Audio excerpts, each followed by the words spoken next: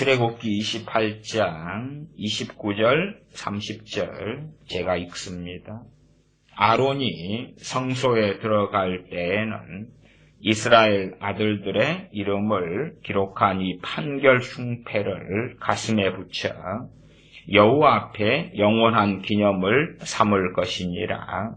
너는 우림과 둠빔을 판결 흉패 안에 넣어 아론으로 여호와 앞에 들어갈 때에 그 가슴 위에 있게 하라.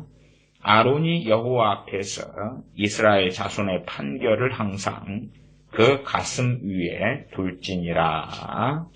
아멘. 오늘의 말씀은 사람들이 정말 성경에서 가볍게 여기고 경홀히 여기는 그러한 판결, 그러한 하나님의 판결이 되는 우림 둠빔. 사실은 우림 둠빔, 다른 말로 하면 제비뽑기에 대한 말씀이 되겠습니다. 현 시대 같은 과학적인 시대에 무슨 제비뽑기냐. 성경은 정말 여러분이 생각하는 것보다 더 많이, 혹은 어떤 분들에게는 상상을 불허하게 중요한 문제들을 제비뽑기로 결정해 왔습니다. 또한 그것은 성경에 너무 많이 기록된 것이어서 그럼에도 소경되면 알지 못합니다. 우리는 오히려 이 제비뽑기보다 좋아하는 것은 민주주의입니다. 민주주의. 공산당, 그러면 공산당 애들도 인민민주주의를 이야기하죠. 인민민주주의는 뭐냐, 그러면 그냥 이 주둥이가 입이 크게 벌린 자들, 그런 자들의 어떤 여론몰이 정치가 인민민주주의입니다. 그냥 저놈을 죽이자 그러면 이제 죽이는 거죠. 그런 인민민주주의가 공산주의고, 자유민주주의는 법 아래에서 투표를 통해서 결정하는 것입니다. 주로 이제 과반수 찬성에 의하여 결정하는 것이죠. 그러나 성경은 이 자유민주주의 방식, 또 당연하게 공산주의 인민민주주의하고는 전혀 상관도 없고, 심지어 현대화된 정치 시스템 가운데 그나마 괜찮게 보이는 이 투표로 인한 자유민주주의의 방식하고도 별로 상관이 없습니다. 자유민주주의의 꽃이다 그러면 투표라 그러지. 투표. 얼마든지 투표법을 악법으로 만들어서 악한 일을 행할 수가 있습니다. 어쨌든 이제 오늘 말씀은 제비뽑기입니다. 제비뽑기. 이것이 최소한 이제 제비뽑기라는 주제를 가지고 성경을 구약성경, 신약성경을 살피려면 분량이 너무 많아서 조금 간소화시켜서 일부만 보면서 살펴가겠습니다. 제비뽑기 그러면 대표적인 것이 뭐냐 그러면 우림과 둠빔입니다. 그래서 오늘 읽은 말씀은 전체로 한다면 15절부터, 출애굽기 28장 15절부터 읽어야 되는데 핵심적인 29, 30절만 읽었습니다.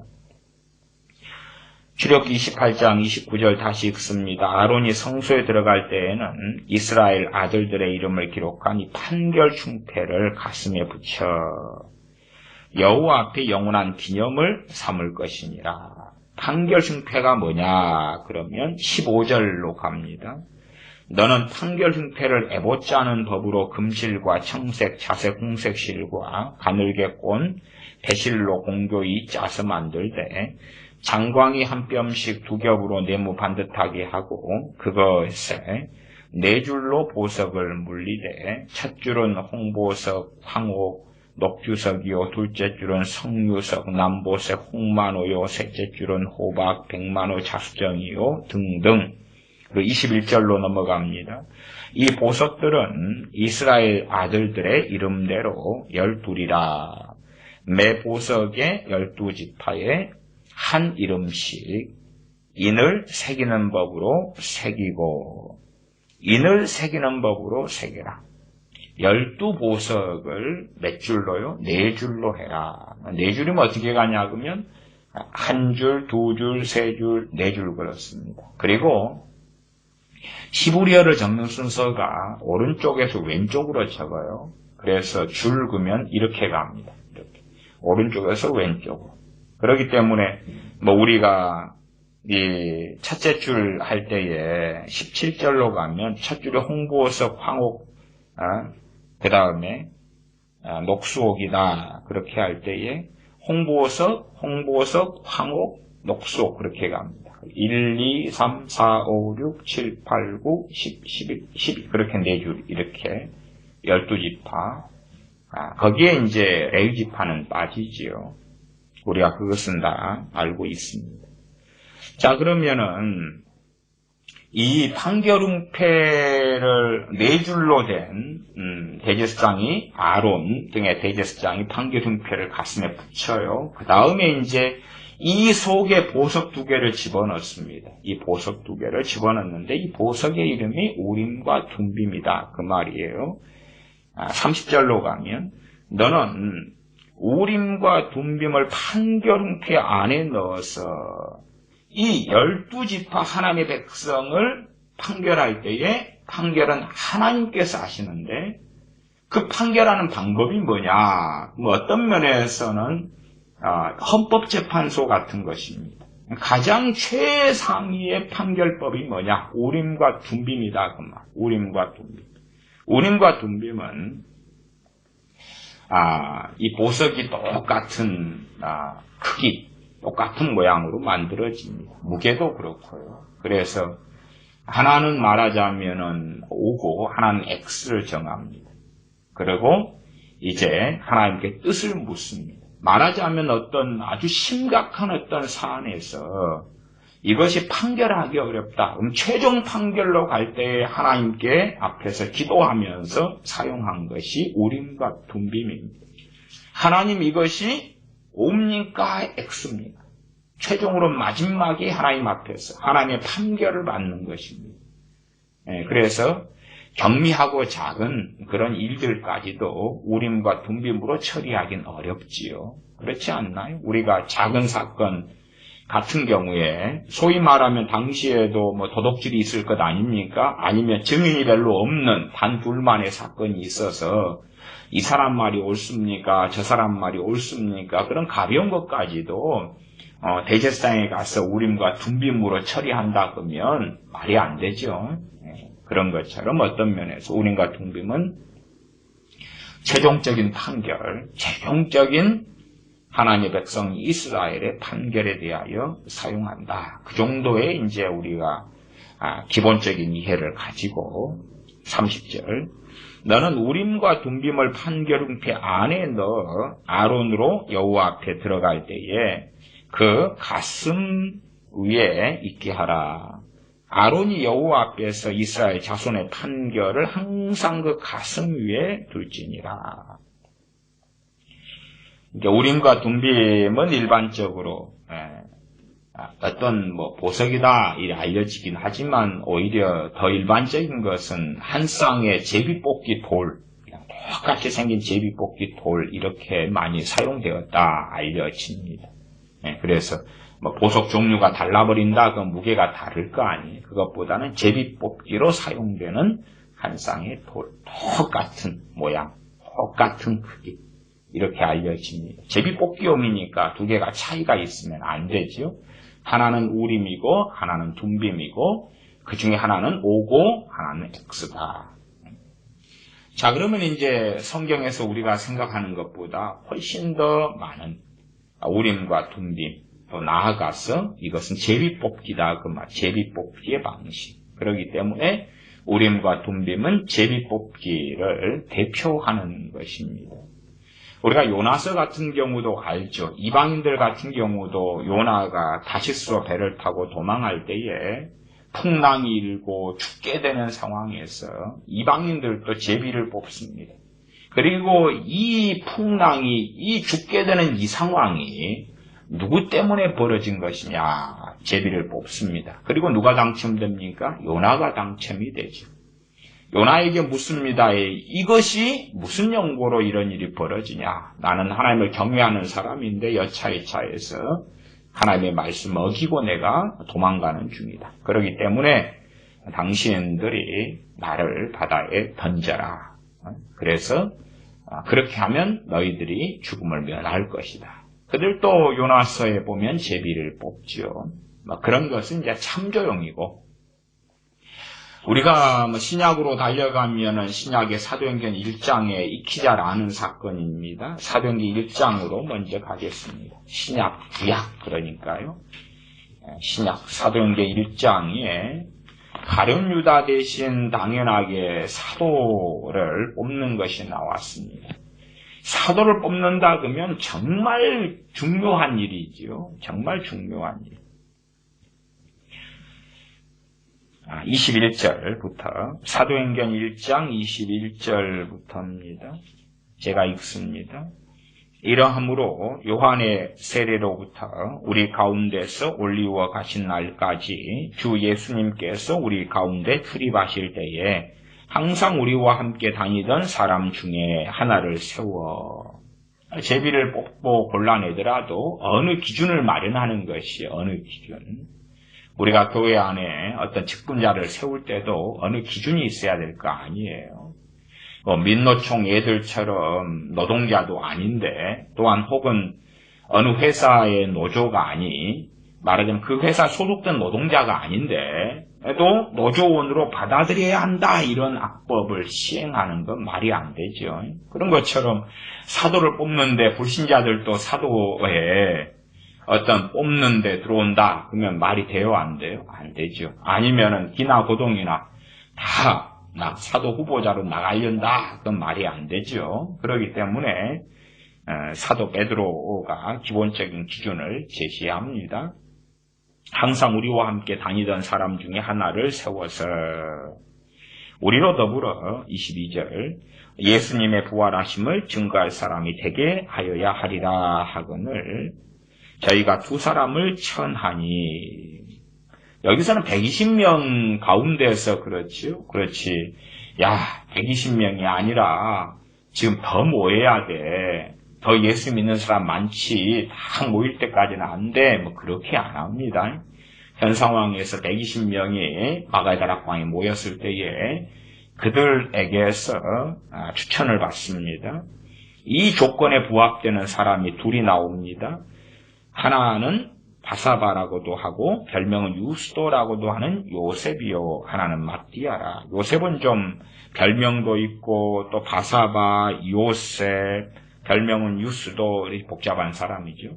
그 다음에 마띠아, 하나는 마띠아라.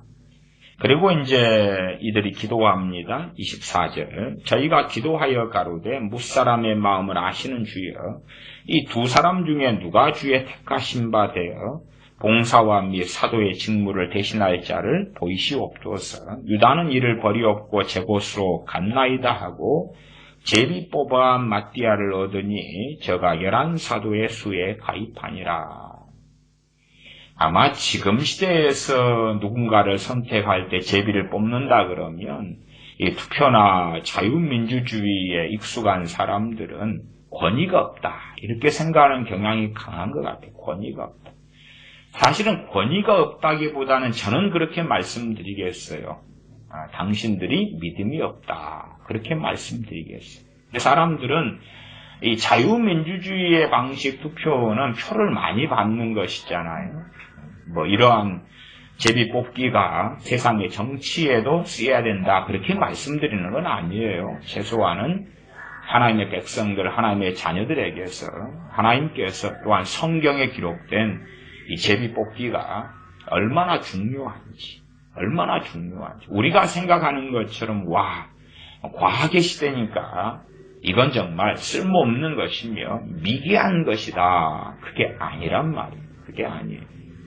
그러나 사람들은 미개하게 생각하고, 그래서 사람들의 어떤 선동, 조작으로 어떤 결과를 내려고 합니다. 예를 들어 A라는 교회에 뭐 좋은 자리에 담임 목사의 자리가 났다. 그리고 이제 일정하게 그 교회가 협의해서 자격 요건을 만들 것 아닙니까? 자기 요건 가운데 한 50명이 지원을 했다.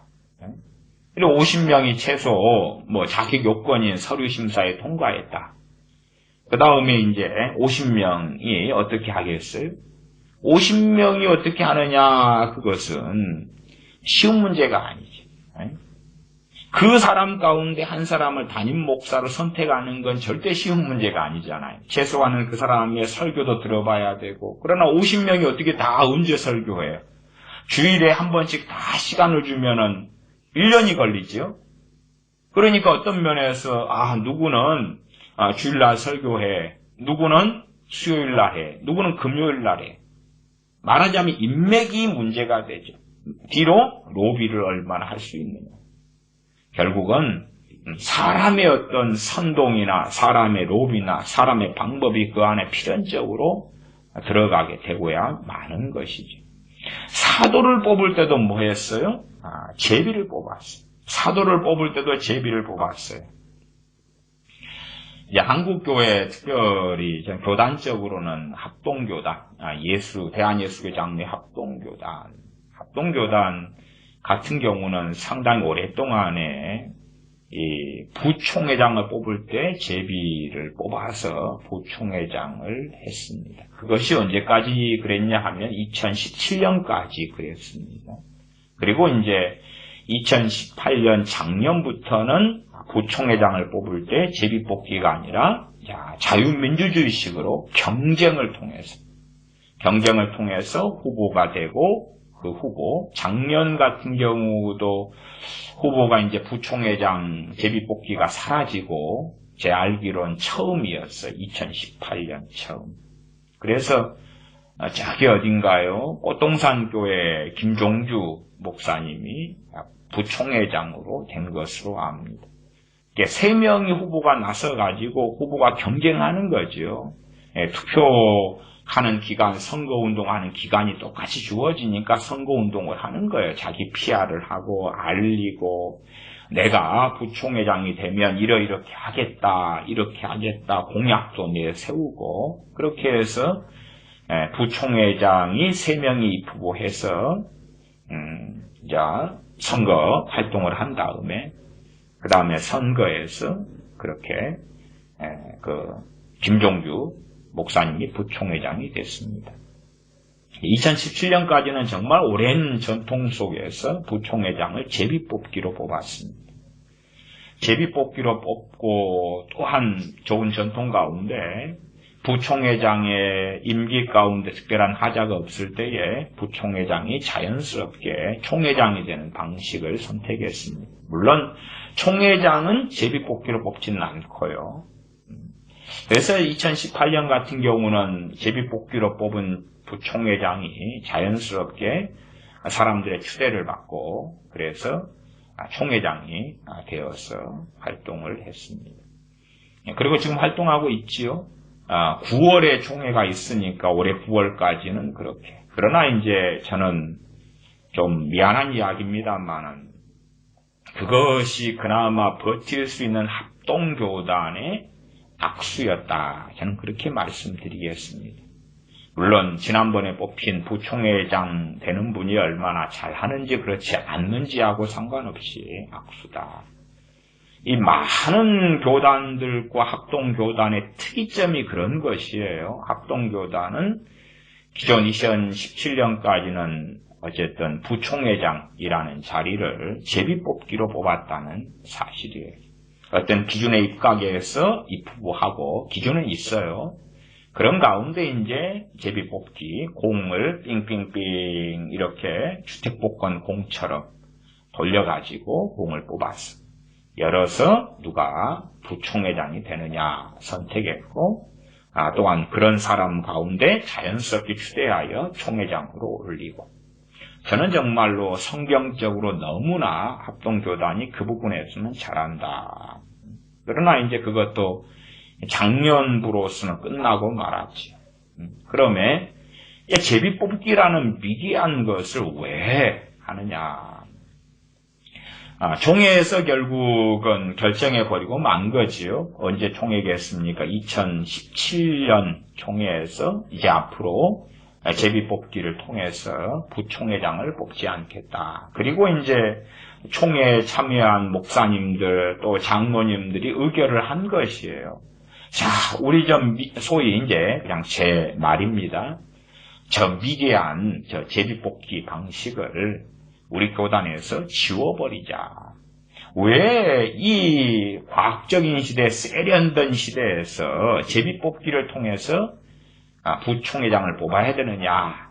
그리고 이제 안건이 올라갔고 안건의 과반수 이상이 맞다, 옳다. 그리고 목사님들이 또한 장로님 얼마가 동의했다 그 말이에요. 그리고 과반수 이상의 득표를 얻어서 제비뽑기로 부총회장을 당선시키는 것을 없앴다 그 말이죠.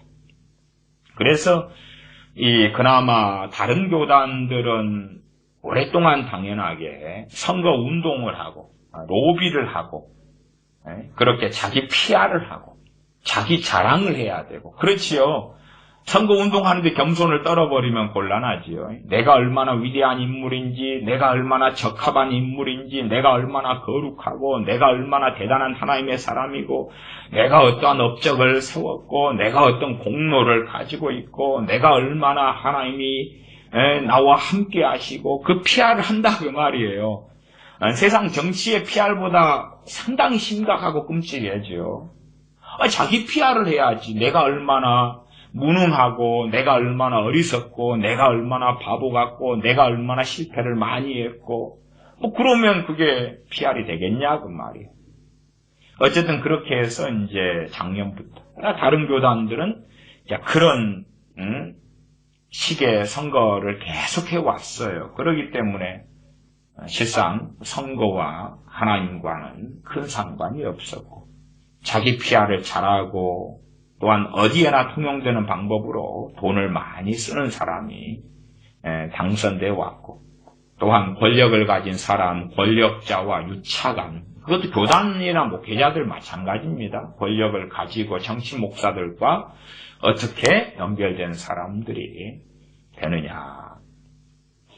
자신 정말 그나마 이 합동교단이 부총회장을 제비뽑기로 뽑은 것, 그 정도가 아니라 사실은 제가 바라고 생각하기에는 각 노회의 노회장이나 심지어는 노회장 말고 또 중요한 직책에 있는 사람들. 그 다음에 총회장, 최소한 부총회장 정도라도 제비뽑기로서 그 전부터 했었어야 한다. 저는 그렇게 봐요. 물론 다른 교단 교파도 마찬가지입니다.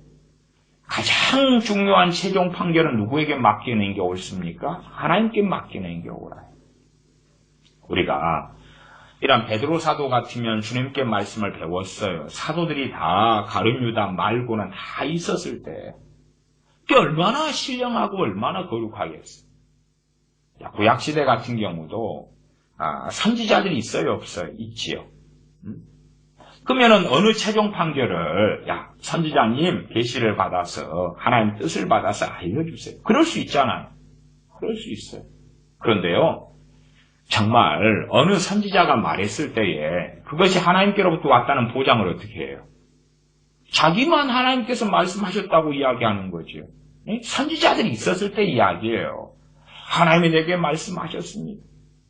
그래서 전에 제가 아람과 싸울 때에 북왕국 이스라엘의 아합과 남왕국 유다의 여호사밧이 연혼하고 함께해서 할 때에 선지자들을 불러서 뜻을 물었는데 선지자 400명 여호와의 선지자 여호와의 이름으로 애어나는 선지자 400명을 부르고 그럴 때 그들은 아합에게 전쟁하라고 그때 여호사밧 왕이 이 사람들 말고 또 다른 하나님께 물을 선지자가 있느냐 할 때에 흉한 일만 내게 애어나는 선지자 미가야가 있다. 그리고 이제 정말 전쟁하라. 그러한 하나님과 상관없는 하나님의 이름으로 하나님과 상관없는 정반대, 하나님 뜻과 정반대를 애원했던 선지자들과 그들의 대표격이었던 시드기야 선지자가 있었습니다.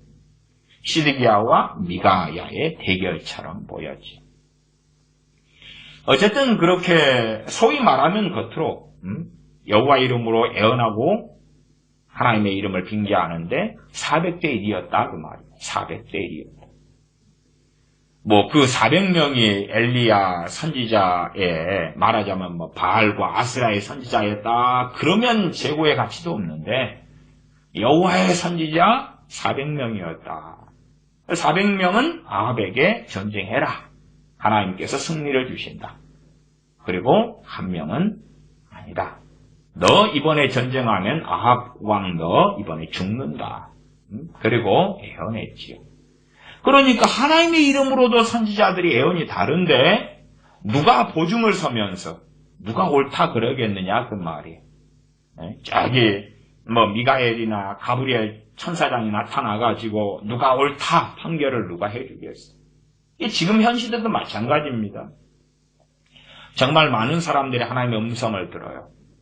점점점 미혹은 심해져가고 점점점 믿음은 떨어져가고 점점점 한국 교회가 이상해져 가는데 하나님의 음성과 계시를 받는 사람들은 기하급수적으로 증가해가고 있습니다.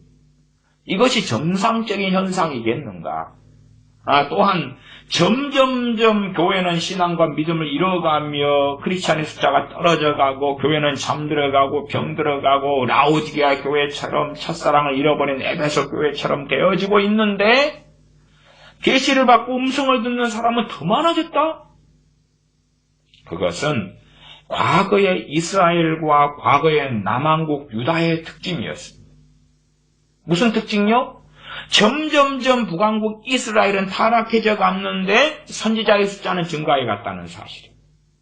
남한국 유다도 마찬가지입니다. 그래서 이 북왕국 이스라엘의 아합편에 선지자가 400명이 모이잖아요. 하나님의 이름으로 애언하는 선지자가 기하급수로 증가합니다. 왜요? 사람들이 하나님께 뜻을 물으려는 사람들이 많아지거든요. 발발을 알지 못하니까.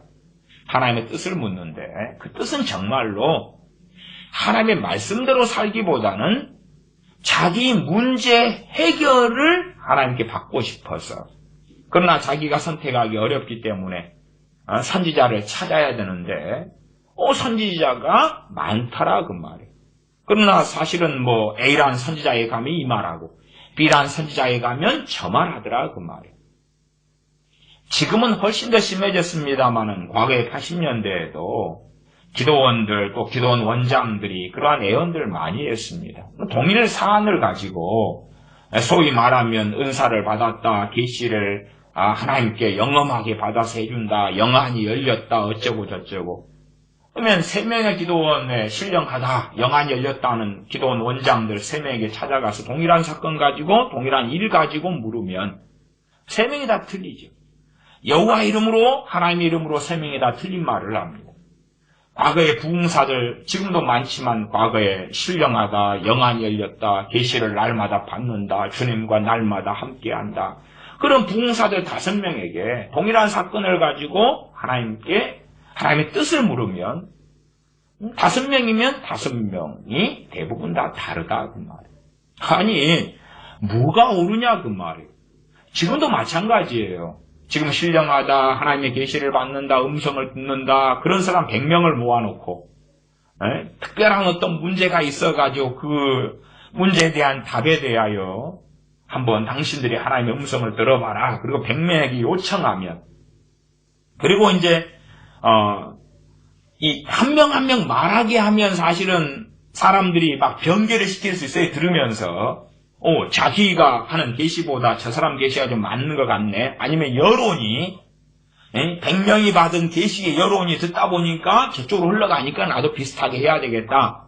그렇게 할 수 있으니까 얼마든지 양심이 화인맞은 자들이 갈수록 많아져 가니까요. 그냥 각 개인이 100명에게 쪽지를 쓰게 하는 거예요. 그냥 자기만 이름 적고 그렇죠. 시험 보는 것처럼 이름 적고 그 다음에 자기가 A라는 일에 대하여 계시받은 것. 그렇죠? 그거에 대하여 다 100명이 적고 그 다음에 이제 한꺼번에 오픈하는 거예요. 오픈해. 100명이 과연 무슨 계시를, 무슨 음성을 이 중대한 문제에 대하여 받았는가 오픈하는 거예요. 그럼 과연 몇 명이나 같을까요? 아니면 정말로 다 같은 이야기, 이구동성으로 같은 말을 할까요? 그럴 리가 없죠. 얼마나 혼탁해진 시대인지 모릅니다. 최소한은 구약에는 선지자들이 있었죠. 선지자들이 있으면 계시 받으면 되지 않느냐? 왜 제비 뽑기인데? 왜 우림과 둠빔인데? 아니면 제비 뽑기예요. 대제사장이 가진 것은 이 판결패 뒤에 넣은 제비 뽑기용 우림과 둠빔이고 그 다음에 보편적으로 중요한 문제는 다 제비 뽑기로 결정이 되었어요. 구약의 사건이 그다음 신약의 가장 중요한 사도를 뽑을 때에 제비를 통해서 뽑았어요. 사람의 판결, 사람의 선거운동, 사람의 정치운동이 개입할 수 없도록 그렇게 했지요. 자, 이제 사도행전을 지나서요. 잠언의 제비뽑기에 대한 구절이 몇 구절이 있습니다. 잠언 찍고 구약으로 더 아래로 내려가 보겠습니다. 잠언 16장. 잠언 16장. 시편 다음에 잠언이지요. 잠언 16장 33절입니다. 제가 읽습니다. 사람이 제비는 뽑으나 이를 작정하기는 여호와께 있느니라. 사람이 제비를 뽑아요. 제비를 뽑지만 제비 뽑는다는 것이 그 결과를 알 수 있어요? 몰라요? 몰라요. 그러니까 하나님의 작정하심에 제비 뽑는 것은 뭐 하는 것입니까? 맡기는 것이. 맡기는 것이. 하나님이 일을 작정하셔서 내가 제비를 뽑는데 내가 손을 집어넣어서 제비를 뽑는데 안에든 함을 섞어서 제비를 뽑는데 그런데 하나님의 작정, 내 뜻을 관철시키는 게 아니라 하나님의 작정을 내가 보리라. 이 세상 백화점 같은 데서 행사하면서 제비 뽑기 하는 것하고는 상관이 없습니다. 그런 것은요. 제비 뽑기 하면서 백화점 행사로 30주년 기념으로 티코 자동차를 줍니다. 제비 뽑읍시다. 경품 추첨. 그것하고는 상관없습니다. 하나님께 맡기는 것보다는 우리가 선거운동하고 우리가 피하라고 살피고 권사나 장로를 뽑을 때 안수 집사를 뽑을 때에 전화 돌리고 내가 한번 공약 한번 내세워 볼까요? 나는 어떤 사람인지 보여줄까요? 그렇게 하는 게 훨씬 고상하고 아름답게 보여요. 왜? 일의 작정을 하나님께 맡기고 결과를 하나님께 얻는 것보다 확실하게 내가 만드는 게 사람들은 좋거든요. 내가 만드는 게 좋아요. 제비를 뽑기는 사람이 제비는 뽑으나 그렇게 말씀했어요. 제비 뽑기가 얼마나 중요한지 사람이 제비를 뽑으나. 근데 지금은 이제 그게 없어졌죠. 그냥 경품 추첨에서나 있는 거고 없어졌어요. 그나마 하던 합동교단이 하던 것도 작년부터는 이제 없어졌지요. 사람이 제비는 뽑으나 이를 작정하기는 여호와께 있느니라. 사도를 뽑을 때 같이 기도하고 하나님의 뜻을 구하면서 누가 사도의 직분을 맡고 행하기로 합당한지 알려주십시오 하고 하나님께 간절히 기도하고 제비를 뽑을 때에 하나님의 작정이 뭔지를 당시에 알았다 그 말이에요. 그래서 하나님께서 원하는 사람이 마띠아구나 알고 마띠아를 사도로 세웠지요. 하나님의 작정. 그러나 이제 사람들은 토론을 좋아합니다. 토론하고 믿음이 점점 사라질수록 이건 그냥 요행수에 불과하잖아. 하나님이 어디 계셔? 하나님이 우리가 제비 뽑는데 관여하실 리가 없어. 믿음이 점점 사라지면서 사람들이 자기들끼리 어떻게 사바사바해서 일을 만들어가기를 좋아합니다. 세상은 당연히 그럴지라도 사실은 교회는 곤란하지요. 18장으로 갑니다. 잠언 18장. 18절. 잠언 18장 18절. 제비 뽑는 것은 다툼을 그치게 하여 강한 자 사이에 해결케 하느니라. 제비 뽑는 것은 다툼을 그치게 한다. 강한 자 사이에 해결케 한다. 항상 약한 사람들, 권력이 약한 사람들, 돈이 적은 사람들이야 큰 소리를 낼 수 없는 상황이 많고, 강한 자들, 권력이 있고 돈이 있고 이 강한 자들, 사회적 지위를 가졌고 이런 자들은 자기들이 이익을 얻을 기회가 되면 하이에나처럼 달려들 수밖에 없는 경우가 많지요. 또 심지어는 기업체 같은 경우도 그럴 때가 많습니다. 기업체는 강자다 그러지만 실제로는 먹여 살릴 식구가 많은 거지요.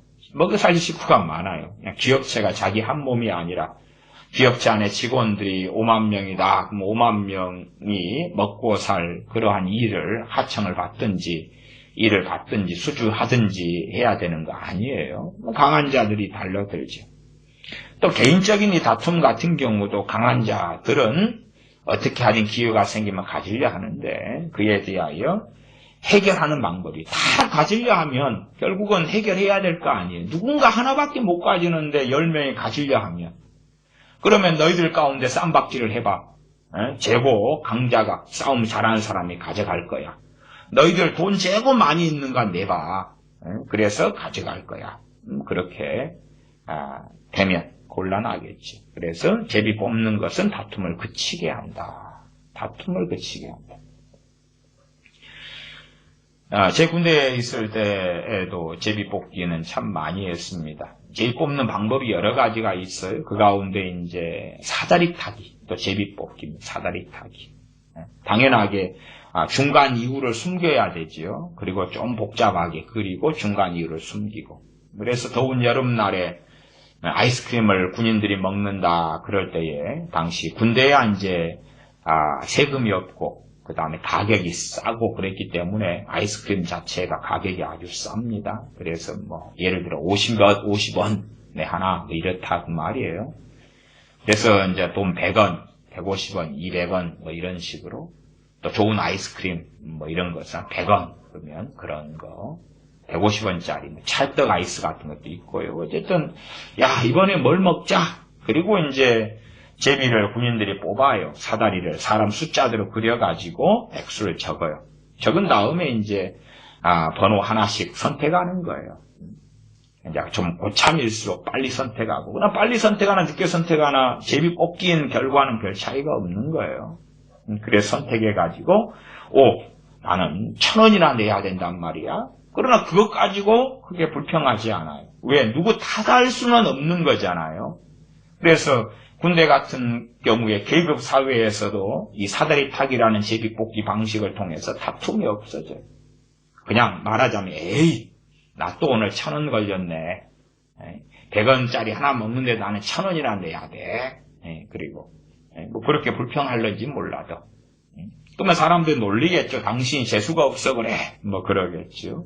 어쨌든 간에 다툼은 없다. 다툼은 없어. 그러니까 사람들이 권력 있는 사람들일수록 싫어하는 방법이 제비 뽑기라. 힘이 있고 권력이 있고. 그래서 교회 안에 제비 뽑기가 사라지는 거예요. 왜냐하면 제비 뽑기가 사라질수록 권력을 가지고 돈이 있고 힘이 있고 이런 사람들이 원하는 것을 획득하고 얻을 수가 있거든요. 권사란 직분이 있어. 나 권력이 있는데, 나 돈이 있는데, 평상시에 인맥이 있는데, 나 권사 뽑는데 상당한 영향력을 행사하는 분이 목사님인데, 나 목사님하고 평상시에 커넥션이 있어. 나 목사님한테 용돈도 자주 주고, 자주 만나고, 이번도 목사님 생일이라고 내가 그냥 확 하나 챙겨드렸어.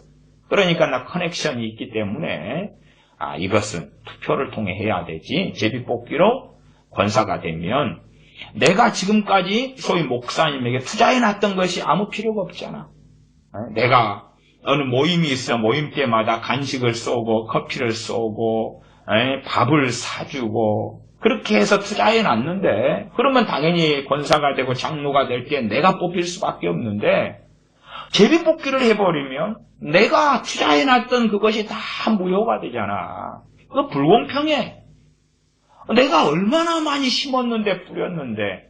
그러니까 그런 것이 교회에 도입되어 들어오면 안 된다. 반면에 교회가 그렇기 때문에 점점점 정욕적으로 세속적으로 되어져 왔던 근간이 그렇다 그 말이에요. 실상 교회 안에 직분을 뽑는 것은 굉장히 중요한 일입니다. 담임 목사를 청빙한다. 당연히 굉장히 중요한 일이에요. 저는 그래서 실현 가능성 없는 이야기입니다. 성경적으로 말씀드리면 교회가 당회나 재직회나 등등이 담임 목사 청빙을 한다 할 때에 자격 요건은 이 성경적으로 잘 정하시라 그 말이에요. 그 가운데 이제 사람을 받아서 어느 선을 만들면은 그 다음에는 제비뽑기 하시는 것. 그것이 성경적이다. 그렇게 말씀드리겠어요. 그 다음 교회 안에서 직분자를 뽑는다. 그럴 때에. 물론 2명을 뽑는데 후보에 적합한 사람 2명밖에 없다 그러면 제비뽑기가 필요 없죠. 그냥 끝나는 거지. 사도를 뽑을 때 적합한 사람이 마띠아 하나밖에 없었다 그러면 제비뽑을 필요까지도 없죠. 근데 어쨌든 직분자를 뽑는다, 장로를 뽑는데 그런데 뽑을 사람은 2명인데 5명의 후보가 있다. 그럼 어찌 되겠어요? 전에 옛날에 어떤 안수 집사님이 제게 와서 하소연하면서 그럴 수 있느냐고 막 분개를 했던 적이 있어요. 저는 그런 안수 집사님도 좀 자격 요건이 결격이다 저는 생각하지만 그분이 분개했던 게 뭐냐 그러면은 장로를 어느 교회에서 4명을 뽑았는데 후보가 자기까지 5명이었어요. 근데 자기가 떨어진 거죠. 떨어졌어요. 왜냐하면 목사님이 이 4명을 염두에 두고 이 4명 가운데 하나는 자기 동생이고 이런 커넥션들이 있어요. 하나는 자기 사돈이고 이런 커넥션들 때문에 그래서 4명을 더 띄워주고 올려주고 그리고 자기는 결국은 그 조명을 받지 못해가지고 그래서 자기는 투표에서 별로 받지 못했다. 공정한 선거가 아니었다.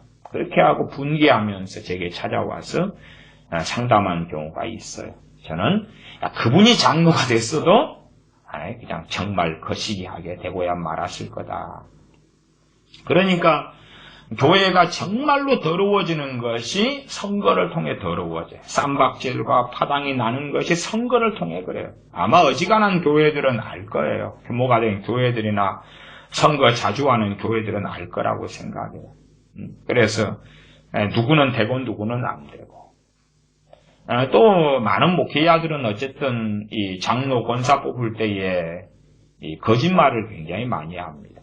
거짓말을 많이 하냐 그러면 예를 들어서 헌법에가 장로를 뽑을 때 세례교회 몇 명당 예를 들어 50명이다 50명당 하나 이렇게 규정이 있어요. 헌법에가. 근데 이제 그 규정을 누구만 알아요? 담임 목사 정도만 알아요. 헌법을 서재에 가지고 있기 때문에 교단 헌법을. 그리고 대부분은 대동소이해요. 좀 숫자의 차이는 있어요. 작은 교단은 세례교회는 한 35명의 장로 하나 이런 큰 교단은 50명 끈다든지 그러나 좀 차이는 있어도 대동소이해요. 그러면은 세례교인 50명당 장로 하나다. 그러면은 세례교인이 100명이다. 그럼 아이들 합치고 세례 안 받은 사람 좀 합치고 이런 식으로 가면 교회 규모가 예를 들어 한 150명도 될 수 있다. 그 말이에요. 그 가운데 장로 2명밖에 못 뽑아요. 근데 이제 3명을 뽑고 5명을 뽑고 그렇게 하는 거예요. 그 다음 세례교인이 증가하지도 않았는데 충분한 적정한 장로를 뽑아놨는데 또 뽑는 거예요. 왜? 커넥션 때문에 그렇지. 이게 그런 것은 이제 목사들이 숨기는 거예요. 권사 같은 경우도 마찬가지예요. 그래서 어떤 교회는 여자분들 가운데 3분의 2가 권사인 교회도 있고요. 절반이 권사인 교회도 있어요. 커넥션이고 실제로 가면 그게 돈벌이가 되기 때문에 그러는 참 심각한 일이 수십 년 전부터 한국교회는 일어나 왔었어요. 자, 제비뽑기입니다. 성경 여호수아로 가겠습니다. 여호수아 14장입니다.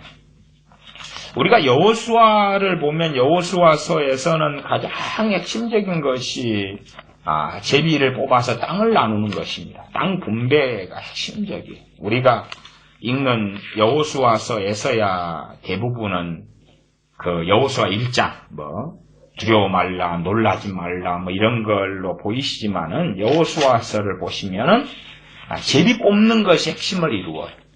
여호수아 전체가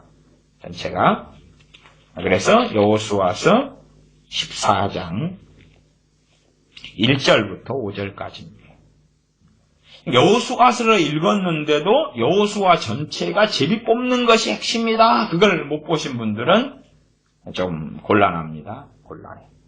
난 놓고 기억자도 못한다. 그렇게 말씀드릴 수밖에 없는 상황이 되는 거예요. 여호수아 14장 1절부터 5절을 제가 읽습니다. 이스라엘 자손이 가나안 땅에서 취한 기업고 제사장 엘르아살과 눈의 아들 여호수아와 이스라엘 자손 지파의 족장들이 분배한 것이 이 아래와 같으니라. 여호와께서 모세에게 명하신 대로 그들의 기업을 제비 뽑아 9지파와 반지파에 주었으니. 뭐에서요? 제비 뽑았어. 12지파 가운데 2지파 반은 요단 동편에서 기업을 받았어요. 그래서 2지파 반은 제외했습니다. 제외하고 9지파 반. 그 밑에 내용이 나옵니다. 14장 2절에 보시면 2지파와 반지파의 기업은, 그러니까 2지파 반입니다. 결국은 총 12지파에서 레위지파는 기업이 없습니다. 그렇기 때문에 2지파 반과 그리고 이제 9지파 반, 그렇게 해서 나누게 됩니다. 3절 2지파와 반지파의 기업은, 반이다 그 말, 절반이다 그 말이에요. 지파 이름에 반이 없다는 건 아시죠? 2지파와 반지파의 기업은 모세가 요단 저편에서 주었으며 레위 자손에게는 그들 가운데서 기업을 주지 아니하였으니 요셉 자손은 므낫세와 에브라임의 2지파가 되었습니다. 그래서 13지파가 되는 거예요. 레위 지파까지 합쳐가지고요. 요셉 지파가 2지파가 됐단 말이에요. 그리고 이제 레위 지파가 빠지니까 12지파가 된 거예요. 총은 13지파지. 그러나 레위 지파는 하나님의 것으로 구분이 되어 있지요. 4절 이 땅에서 레위 사람에게 아무 분깃도 주지 아니하고 오직 거할 성읍들과 가축과 재물을 둘만 줄 뿐으로 이스라엘 자손이 여호와께서 모세에게 명하신 것과 같이 행하여 그 땅을 나누었더라. 같이 행하여 그 땅을 나누었더라. 핵심은 14장 2절이었습니다. 여호와께서 모세에게 명하신 대로 그들의 기업을 뭐 했어요? 제비 뽑아서 9지파와 반지파에게 주었다라고 말씀해요. 제비 뽑았어. 제비를 뽑는 것은 계속 이어집니다. 제비를 뽑아가지고 땅을 나누고, 그 다음에 그 나눈 그 지파, 예를 들어서 에브라임 지파다 그러면 그 지파 안에 이제 또 가족들이 있고 족장들이 있어요. 그 숫자에 따라서 제비를 뽑아요. 사람 수에 따라서. 그건 좀 공평해요. 이게 가족 수가 많으면 제비를 더 많이 뽑아요. 가족 수가 적으면 제비를 더 적게 뽑아요. 그렇게 해서 그 제비를 뽑은 땅 가운데서 또 제비를 뽑고 또 제비를 뽑아요. 그것이 계속 이어집니다. 15장 간략하게 살피면 15장 1절이죠. 유다 자손의 지파가 그 가족대로 제비 뽑은 땅에 극남단은 에돔 지경에 이르고 또 남으로 신광야까지라. 뭐에서 뽑았다고 얻었다고 이야기합니까? 제비를 뽑아서 얻었다 그러죠. 16장 1절도 보세요. 17장 1절도 그렇고 다 그렇습니다. 16장 1절 요셉 자손이 제비 뽑은 것은 여리고 곁 요단 곧 여리고 물 동편 광야에서부터 나아가 여리고로 말미암아 올라가서 산지를 지나 베델에 이르고 등등등. 또 17장 1절 므낫세 지파를 위하여 제비 뽑은 것은 이러하니라. 그렇게 가지요. 그렇게 여러분이 18장, 19장 다 제비 뽑는 이야기예요. 제비를 뽑아가지고 이제 그 내용은 우리가 뭐 실제로 한 1000번을 읽어도 와닿지는 않아요. 왜? 19장으로 가보세요. 여러분이 이런 것을 막 열심히 눈이 뚫어지게 읽고 듣는다 해도 여러분의 기억에는 뭐 천재 아니면 없어요. 천재 아니면. 저 같은 경우도 아까 우림과 둠빔 했던 12지파의 이 판결 석이 있죠. 그러면 그 12보석에 대하여서 보석 이름을 다 생각날 때도 있고 생각 안 날 때도 있어요. 이게 막 헷갈린다 그 말이에요. 그 다음에 야, 이 보석은 어느 지파에 해당돼? 이것도 헷갈려요. 이게 사실은 그것하고 하나님 말씀대로 사는 것하고는 상관이 있어요? 없어요? 사실은 상관없어요. 상관없어요. 사도들 이름도 어떨 때는 갑자기 왜 11명밖에 생각이 안 나지? 한 명 어디 갔어? 어디 갔어? 그럴 때가 있어요. 간혹 길을 걸어가면서 사도 이름 12명을 생각해 보거든요. 근데 한 명이 사라지고 없는 거예요. 도대체 누가 사라진 거야? 와가지고 나중에 이제 성경을 찢어가 보면 아이고 이 사람이 갑자기 생각이 안 나는데 혼자 또 그럴 때도 있어요. 19장 1절 봐보세요. 둘째로 시므온 곧 시므온 자손의 지파를 위하여 그 가족대로 제비를 뽑았으니 그 기업은 유다 자손의 기업 중에서라. 제비를 뽑고 그래서 이 제비가 어떻게 지금 됐는가 하는 개괄적인 것만 나와 있어요. 개괄적인 것만. 그리고 여러분이 봐보세요. 예를 들어서 뭐 3절로 가면 여호수아 19장 3절 하살 수알과 발라와 에셈과 엘돌락과 부돌과 호르마와 시글락과 벤말 가복과 하살 수사와 벤느바옥과 사루헤니니 13성읍이요 또 그 촐락이며 이런 거 한 1000번 읽으면 기억이 나요? 이런 이제 번역한 것은 어쨌든 그 히브리어하고 정확하게 발음이 같을 수도 없고 또 영어에서 쓰는 방식, 스페인에서 쓰는 방식하고도 같지도 않겠죠. 사실은 어쨌든 우리가 한글식으로 오는데 계속 읽어봐야 그래서 어떤 면에서 성경을 금방 읽을 수 있는 성경이 여호수아예요. 근데 그냥 말하자면 또 마태복음 1장도 금방 읽어요. 족보장 같은 것은 그냥 뭐 중요하게 우리가 포인트를 잡고 넘어갈 건 있는데 그러나 아무리 읽어도 의미가 없는 것, 내가 순종하고 하나님 뜻을 행하고 하는 것과 관련이 없는 것들은 그것을 막 뚫어지게 보고 읽고 하는 것이 무슨 의미가 있어요. 이게 제 식으로 말씀드리면 저는 이러한 여호수아서를 읽을 때 되면 상당히 많은 부분들은 아주 빠르게 지나갑니다. 왜냐하면 그렇게 시간을 투자할 의미가 없어요.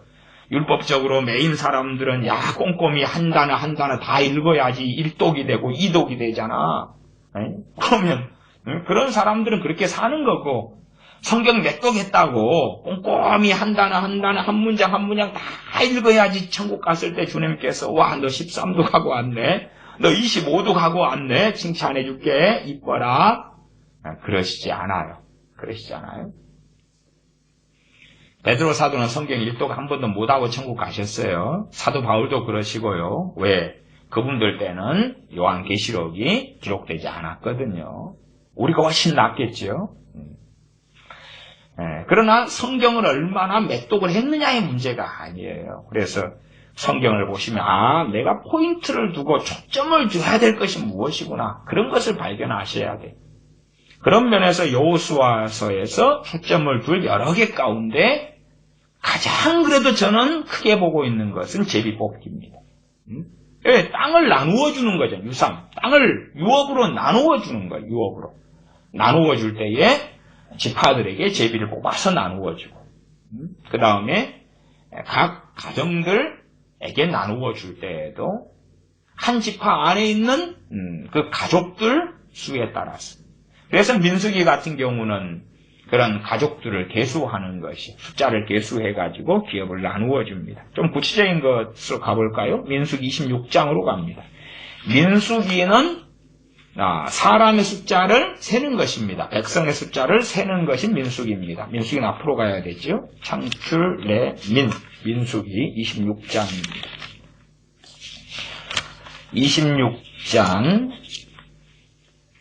26장 52절부터 56절까지. 민수기 26장 52절부터 56절까지 제가 읽습니다.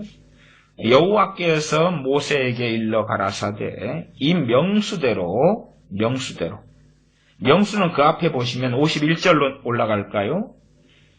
이스라엘 자손의 계수함을 입은 자가 60만 1730명이었더라.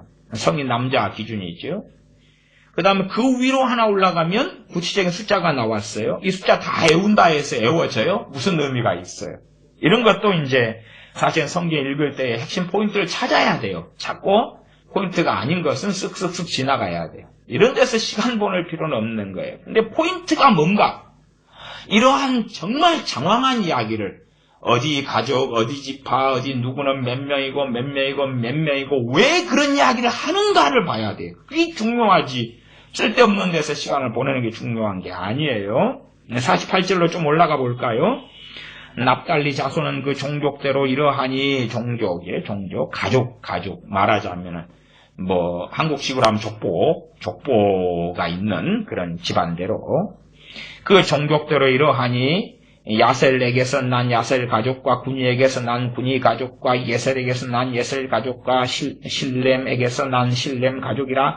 이는 그 종족을 따라 납달리 가족들이니 계수함을 입은 자가 4만 5,400명이었더라. 그렇게 이제 숫자가 나온단 말이에요. 그래서 그 숫자대로 나누어 주었다. 그런 면에서는 굉장히 공평하다 그 말이에요. 52절로 넘어갑니다. 여호와께서 모세에게 일러 가라사대 이 명수대로 땅을 나누어 주어 기업을 삼게 하라.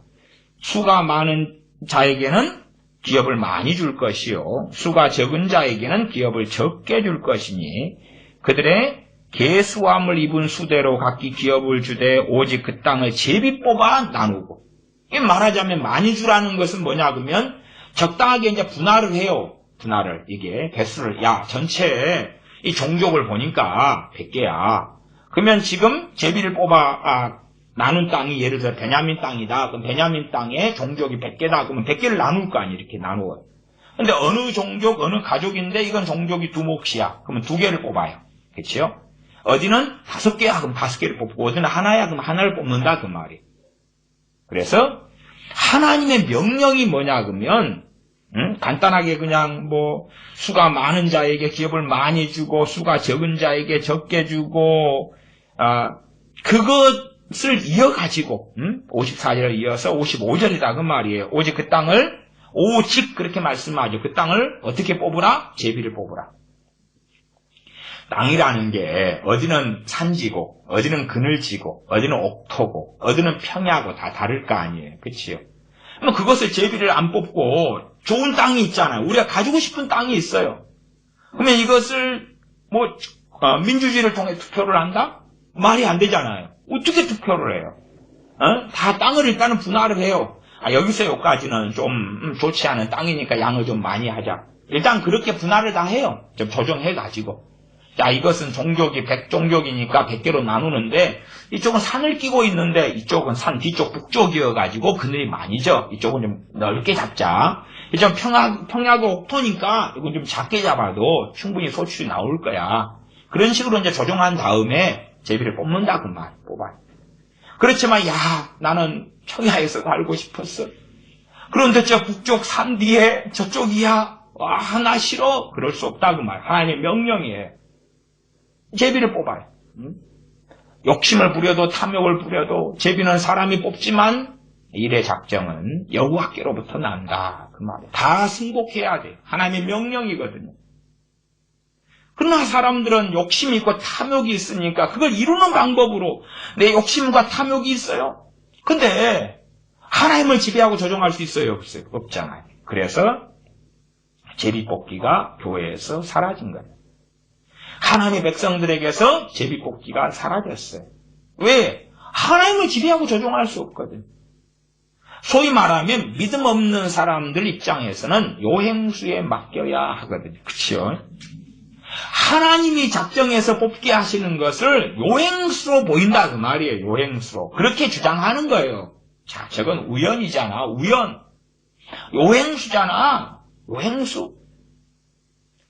요나가 하나님의 명령에 불순종하여서 다시스로 도망하려 했는데 요나서 1장에 보시면 마침 그때 배가 있었어요.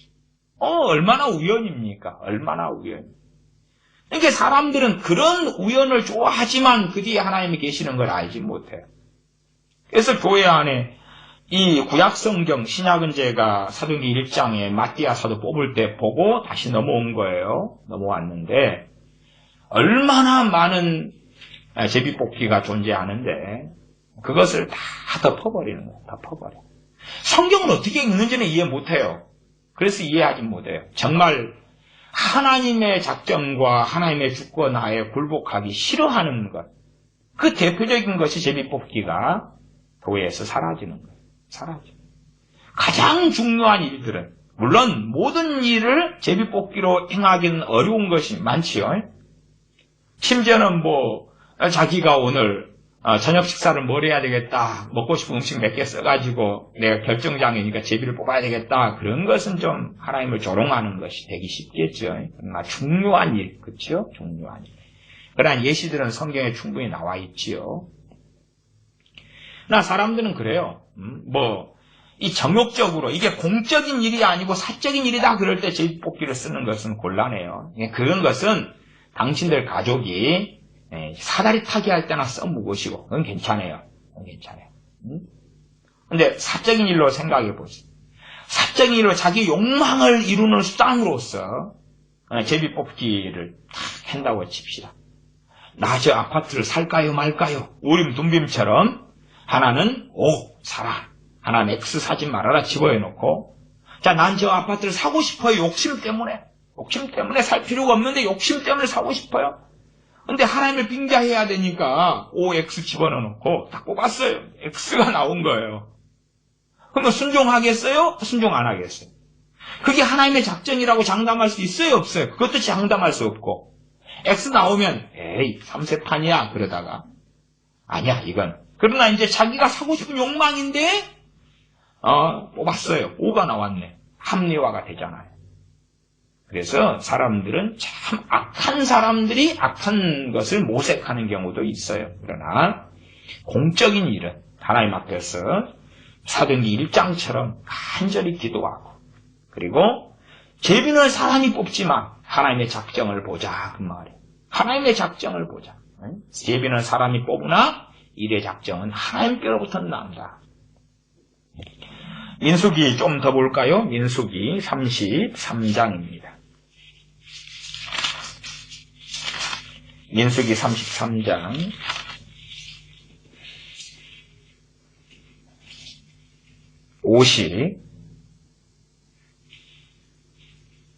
54절 정도인가요? 54절 봐볼까요?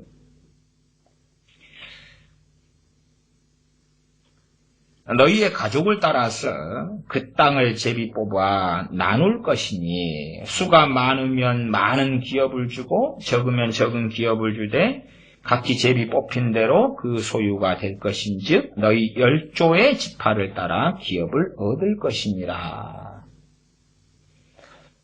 계속 반복되는 말씀이죠. 반복되는 말씀이에요. 그 다음에 이제 다윗 때도 직분을 맡길 때에 다윗이 제비를 뽑게 했어요. 우리가 소위 아는 다윗의 찬양단 성가대 같은 그런 경우도 역대상 봐보겠습니다. 얼마나 하나님의 마음이 합한 사람인데 다윗이 또 사실상 다윗은 선지자의 반열에 있던 사람입니다. 역대상 25장입니다. 열왕기 상하 다음에 역대상 25장으로 갑니다. 역대상 25장 1절부터 봐볼까요? 이런 구절도 이 25장 같은 경우도 찬양대, 소위 성가대. 근데 금방 쓱 지나갈 수 있는 부분들이죠. 뒤에 보시면 이름이 원체 많이 나왔는데 100번 읽어도 남는 건 없어요. 남는 건 없어요. 자, 핵심은 뭐냐? 역대상 25장 1절부터 제가 읽습니다. 다윗이 군대 장관들로 더불어 아삽과 헤만과 여두둔의 자손 중에서 구별하여 섬기게 하되 소금과 비파와 재금을 잡아 신령한 노래를 하게 하였으니 그 직무대로 일하는 자의 수요가 이러하니라. 이렇게 찬양대를 세웠다 그 말이에요. 그래서 아삽, 헤만, 여두둔의 자손 중에서 구별해서 섬겼다. 이게 그까지는 이제 사람이 일들 가운데 속해요. 어느 기준을 정해놓고 그 다음 뽑아요. 신령한 노래를 한다 그 말이에요. 찬양이죠. 찬양. 2절로 갑니다. 아삽의 아들 중 삭굴과 요셉과 느다냐와 아사넬란이 이 아삽의 아들들이 아삽의 수하에 속하여 왕의 명령을 좇아 신령한 노래를 하며 여두둔에게 이르러는 그 아들으로 쭉쭉쭉 넘어가서 마지막 수금을 잡아 신령한 노래를 하며 여호와께 감사하며 찬양하며 4절 헤만에 이르러서는 그리고 넘어가고 어디까지 가냐 그러면은 8절로 가야 되겠습니다. 7절 저희와 모든 형제 곧 여호와 찬송하기를 배워 익숙한 자의 수요가 288이니라. 288명을 뽑았다 그 말이에요. 그리고 8절 이 무리의 큰 자나 작은 자나 스승이나 제자를 물어나고 일례로 제비 뽑아 직임을 얻었으니 제비를 뽑아 직임을 얻었다. 그러니까 어른이기 때문에 직임을 준다 그게 아니라 스승이기 때문에 스승님은 예를 들어서 노래를 누가 가르쳤을 거 아니에요. 수금을 가르쳤을 거 아니에요. 스승이다. 실력이 저 사람이 더 좋아. 소위 말하면 이제 여러 파트들이 있을 거 아니에요. 그러면 그런 파트들의 파트장이 있고 성가대가 있다 그러면 성가대장이 있고 그런 것처럼. 근데 그런 것을 어떻게 뽑았냐? 기본적으로 당연히 아삽이라는 이제 가장 큰 어른이 있지만 그러나 이 나머지들은 어떻게 뽑았냐? 핵심은 그것입니다. 핵심은 8절이에요. 이 무리의 큰 자나 작은 자나 스승이나 제자를 물어나고 일례로 제비를 뽑아 직임을 얻었으니 9절 첫째로 제비 뽑힌 자는 아삽의 아들 중 요셉이요 둘째는 그달리아니 저와 그 형제와 아들 12인이요 셋째는 삭굴이니 그 아들과 형제 12인이요 넷째는 이슬이니 그 아들과 형제 12인이요 그렇게 이제 제비를 뽑아가지고 12명 그래서 31절로 가면 24째는 로암 디에셀이니 그 아들과 형제와 12인이었더라. 그런 식으로 이제 24째까지 해서 어떤 식으로 직임 직분을 주냐? 제비 뽑아가지고. 그렇다 그 말이에요. 와, 다윗 정도 되면 그냥 또 어떤 면에서 이런 찬양대 가운데 일을 시킨다 그러면 제비 뽑을 필요까지도 없게 보이잖아요. 그러나 제비를 뽑아가지고 결정하는 거예요. 다윗 같은 정말 어릴 때부터 성령 충만했던 말하자 물맷돌로 골리앗을 잡는 이 하나님의 사람, 광야에서 시간을 보낸 하나님의 사람이 물론 그의 삶은 완벽하지 않았으나 이런 하나님의 사람이 제비를 뽑았다 하는 것을 우리가 이해하고 알 수가 있습니다. 심지어 레위기 6장 같은 데는 아사슬 염소가 나오잖아요. 염소 2마리가 있는데 한 마리는 여호와를 위하여 한 마리는 아사슬을 위하여 광야로 보내지요. 그때 아사슬 염소 2마리 가운데 그것도 어느 염소를 하나님께 드릴 것이냐 어느 염소를 아사슬 염소를 삼아서 광야로 보낼 것이냐 하는 것은 제비를 뽑아가지고 결정한다. 그렇게 말씀한다 그 말이에요. 그러면 실상 참으로 사람의 눈으로는 가볍게 보이고 가치 없게 보이는데 그러나 하나님의 방법은 얼마나 중요하게 우림과 둠빔처럼 제비 뽑기인가 하는 것이죠. 합동교단이 좋지 않은 걸 선택했고 그나마 버티고 있는 합동교단이 어리석어지는 방법 중에 하나도 이제 선거와 선거운동으로 들어가고 이미 작년부터 그래서 어리석어지는 길을 선택했다. 그렇게 제가 앞에 말씀드렸습니다. 근데 정말 교단이나 교파나 교단 총회들이나 노회들이 바르려면 어느 정도의 자격 요건을 가진 기준은 정하고, 그렇지요? 그 가운데 이제 제비 뽑기를 해야 되는 거예요. 그래야지만이 분쟁을 그치게 하는 거예요. 분쟁을 그치게. 야, 나 총회장이 되고 싶은 욕심이 있어. 광주의 어느 큰 교회에 컨퍼런스를 갔더니,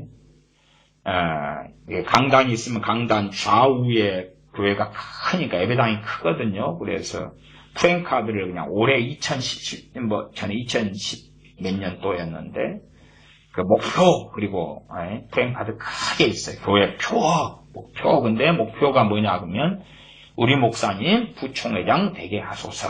이런 거였어요.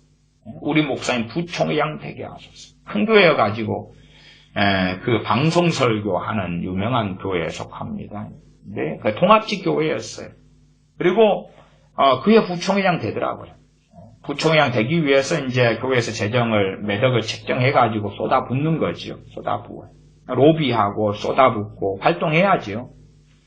행사 때마다 얼굴 비추고 선물 주고 돈 뿌리고, 그걸 뭘로요? 그 큰 교회니까 교회 헌금으로. 그 교회 목적, 목표, 우리 목사님이 부총회장 되게 하소서 어디서 나왔겠어요? 그 목사에게서 나왔지.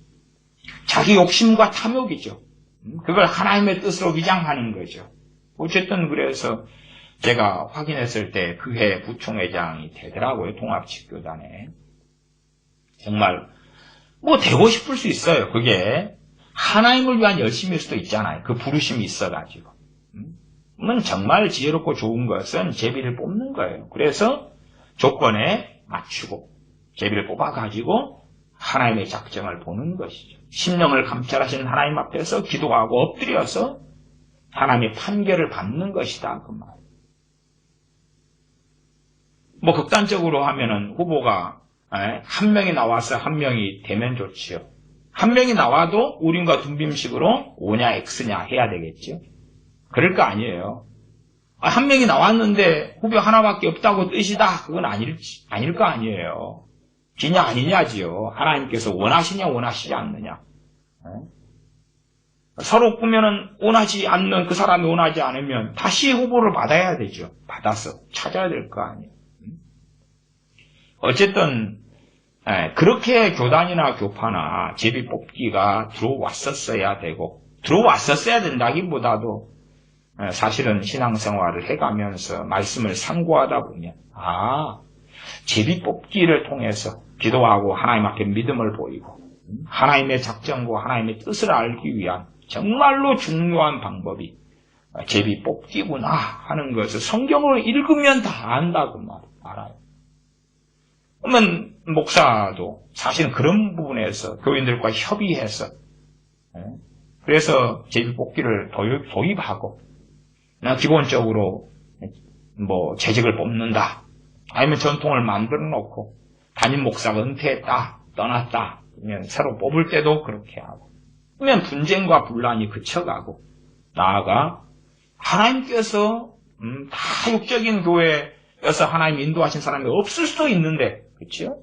그러나 이제 하나님을 찾고 구하는 사람들이 그나마 더 있을 수 있다고 말해요. 더 정욕적인 사람일수록 로비를 하고 돈을 쓰고 그래서 자기가 원하는 목적을 얻기 위해서 행하는 사람들이 좋아하는 방법이 투표라 그 말이에요. 투표. 자유민주주의의 방법이에요. 내 욕구와 욕망을 이루기 위한 방법이에요. 세상은 그렇게 하더라도 교회는 사실은 곤란하지. 교회는 사실은 그러는 게 아니다. 그러는 게 아니다. 그러면 우리가 하나님의 말씀을 주의하고 볼 필요는 있어요. 항상 말씀의 기준이 뭔가. 심지어는 우리가 사는 세상에 현실성이 없게 보일 수 있잖아요. 그렇죠? 자유민주주의 국가에서 제비 뽑기를 통해 대통령을 뽑을 수도 없고 국회의원을 뽑을 수도 없어요. 그러니까 현실 정치에는 제비 뽑기는 현실성이 없어요. 그러나 교회에는 어느 교단의 헌법이 있다고 합시다. 그 헌법 위에가 뭐가 있어요? 하나님 말씀이 있지. 하나님 말씀이 있어요. 하나님 말씀이 있어요. 하나님 말씀을 통해서 행해 나가는 것이지. 그러나 우리가 하나님 말씀을 등한히 여기면 하나님의 방법은 사라져가고, 야, 제비 뽑기 같은 것, 우림 둠빔 같은 것, 얼마나 미개하냐. 근데 그 미개하게 보이는 그것을 하나님이 명령했다는 것은 생각을 안 해요. 생각을 안 해요. 하나님의 지혜가 제비 뽑기인데, 사람들은, 내가 더 지혜로워요. 그래서 그런 것은 끌고 들어오지 않겠어요. 그런 것은 행하지 않겠어요. 정말 지혜롭게 살피고 생각해서 어느 영역에 제비 뽑기가 들어와야지만이 파당 분당이 없고 분쟁이 그치며 하나님의 뜻이 깊이 있게 잘 드러나겠는가 하는 걸 생각해야 돼요.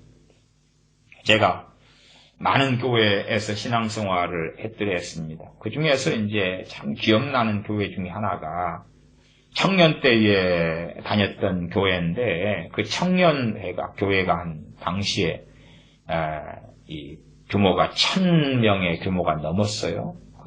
제가 있었던 지역에서는 두 번째로 큰 교회였는데, 통합식 교회였어요.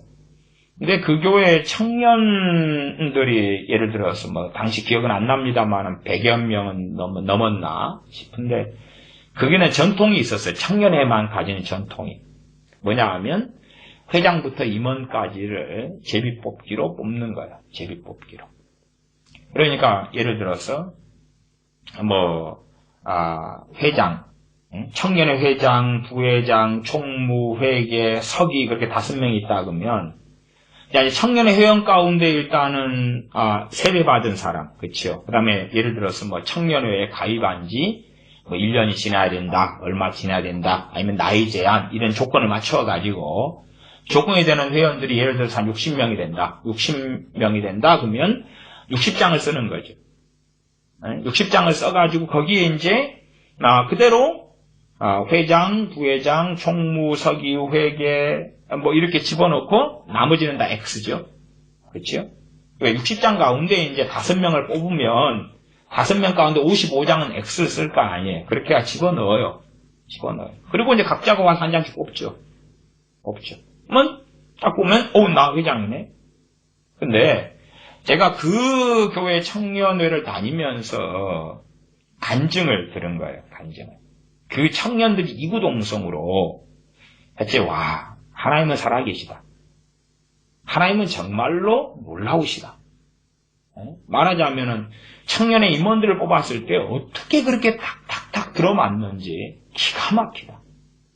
예를 들어서 A라는 청년이 남자예요. 근데 참 믿음이 좋고 신앙이 좋은데 남자하고 군대를 아직 안 갔다 왔어요. 나이가 좀 됐어요. 군대를 가기로 신청을 해놨어요. 그러니까 이 청년의 예상은 또 보통은 신청이 났을 때 군대 신청해 놓으면 몇 개월 안에 나오니까 그럼 임원이 될 수가 없잖아요. 그래서 그런 사정이 있어도 어쨌든 자기 요건에 맞으니까 어제 숫자 안에 집어넣죠. 60명이다. 그럼 그 안에 들어가는 거죠. 자기는 빠지려고 해도 나 지금 군대 영장을 신청해 놔서 임원이 내가 되면 안 돼. 그러나 하나님께 맡기는 건데. 그랬더니 이제 예를 들어 그 형제가 회장이 됐어요. 야, 영장이 곧 나올 텐데 군대 곧 가야 되는데 그의 임기가 마칠 때까지 영장이 나오지 않았어요. 하나님은 다 모든 걸 아시는 거죠. 그리고 정확히 될 사람이 돼가지고 그것 때문에 그 청년은 소위 말하면 발전하고 성장하고 분란이 없고 싸움이 없고 하나님의 권위에 순종하고. 그래서 정말 제비뽑기를 지키는 이런 행하는 교회가 이거밖에는 없는가. 당시에는 교회들을 많이 살펴봐도 그런 식으로 제비뽑기를 해서 임원을 뽑는 그 청년의 그거 하나 정도 말고는 제가 모릅니다. 어딘가 대한민국에 있었겠죠. 근데 그거 말고는 제가 잘 모르고요. 그때가 89년인가 90년인가 그랬습니다. 그리고 이제 2017년까지 했던 합동교단의 부총회장 뽑는 것, 제비뽑기. 그런 거 말고는 교회들에서 하는 것은 제가 잘 모릅니다. 찾아봐도 없더라고요. 어딘가 뭔가 있을 것 같아요. 우리가 생각하는 것보다 하나님의 방법에서 우림과 둠빔, 제비뽑기는 우리가 생각하는 것보다 훨씬 중요한 거예요. 훨씬 중요한 거였다. 정도는 우리가 이해하고 알아야 됩니다. 하나님의 행하시는 것이 어리석게 보일지라도 우리보다 훨씬 더 하나님은 지혜로우신 분이며 하나님의 작정을 볼 수 있는 가장 중요한 방법 중에 하나가 제비뽑기다 그런 것이. 그러나 우리의 욕심을 따라 사사로이 하나님을 시험하는 것처럼 해서는 곤란하죠. 그건 하나님을 조롱하는 것이며 여호와 이름을 망령되이 일컫는 것이죠. 제비뽑기가 시행되려면 공교회에서 정말 중요한 일들 가운데 사람이 판결할 수 없고 분별할 수 없고 하나님께 맡겨야 되는 어떤 일들 가운데서 행해진다면 교회는 보다 더 깨끗해지고 하나님 앞에 바르게 설 수 있는 바탕이 만들어질 것이다 말씀드립니다. 기도하겠습니다. 아버지 하나님, 우리는 항상 우리의 생각, 우리의 관점, 우리의 지혜를 추종하며 우리의 욕망을 이루기 위하여 투표라는 방법을 통해서 내 욕망을 이루기를 좋아하며 원합니다. 그러나 우리가 어리석게 되지 아니하여서 하나님의 방법인 제비 뽑기를 또한 우림과 tum빔을 살펴볼진데 우리의 욕망을 내려놓고 하나님에 대한 믿음과 신앙을 회복하고 하나님을 의탁하며 하나님의 작정과 하나님의 뜻을 찾으며 뜻을 구하는 우리가 되도록 또한 하나님 말씀을 통하여서 우리가 생각했던 지혜롭다 했던 것들을 내려놓고 하나님의 지혜를 얻는 우리가 되게 하여 주시옵소서. 우리 주 예수님의 이름으로 기도하옵나이다. 아멘.